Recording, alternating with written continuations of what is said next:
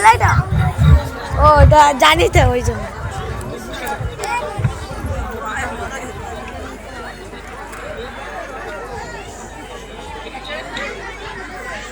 Hello hello, আসসালামু আলাইকুম। আমার নাম তানভীর মোল্লা। আমি বিনাপানি নার্সারি ও কেজি স্কুলে দ্বিতীয় শ্রেণীতে অধ্যয়ন করি। আমি একটি আবৃত্তি বলছি। আবৃত্তিটির নাম বীর পুরুষ, কবি রবীন্দ্রনাথ ঠাকুর। মনে করো যেন বিদেশ ঘুরে মাকে নিয়ে যাচ্ছি অনেক দূরে। তুমি যাচ্ছ পালকিতে মা চড়ে, দরজা দুটো একটুকু ফাঁক করে। আমি যাচ্ছি রাঙা ঘোড়ার পরে, টক বকিয়ে তোমার পাশে পাশে। রাস্তা থেকে ঘোড়ার ঘুরে ঘুরে রাঙা ধুলোয় মেঘ উড়িয়ে আসে। সন্ধে হলো, সূর্য নামে পাটি মাঠে ধুধু করে যেতে যায় কোনো তুমি যেন আপন মনে তাই ভয় পেয়েছো, ভাবছো এলে কোথাও। আমি বলছি ভয় পেও না বাবা, ওই দেখা যায় মরা নদীর সোতা। চোর কাটাতে মাছ ধরেছে ঠিকই, মাঝখানিতে পথ দিয়েছে বেঁকে। গরু বাছুর নেই গো, সন্ধে হতেই গেছে ঘুমাইয়ের পানি।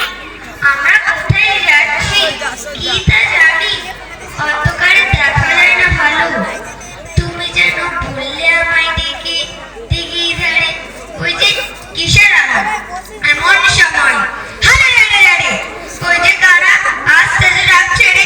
তুমি ভয়ে পালকি ত্যাগ করে ঠাকুর দেবতা স্মরণ করছো মনে। পেয়ারাগুলো পাশে কাটা পড়ে পালকি ছেড়ে যাচ্ছে ধরো ধরো। আমি যেন তোমায় বলছি রেখে আমি আছি, ভয় কেন করো। হাতে লাঠি মাথায় ঝাঁকড়া চুল, কানে তাদের করে জবার ফুল। আমি বলি দাঁড়া খবরদার, এক পাগে আসিস যদি এই যে দেখ আমার তলোয়ার, টুকরো করে দেবো তোদের ছেড়ে। শুনে তারা লম্বা দিয়ে ওঠে, চেঁচিয়ে উঠলো হারে। তুমি বললে চাষলে ঠুকৌড়ি। আমি বলি দেখো না চুপ করে। ছুটিয়ে ঘোড়া গেলে তাদের মাঝে, ঢাল তলোয়ার ঝনঝনিয়ে বাজে।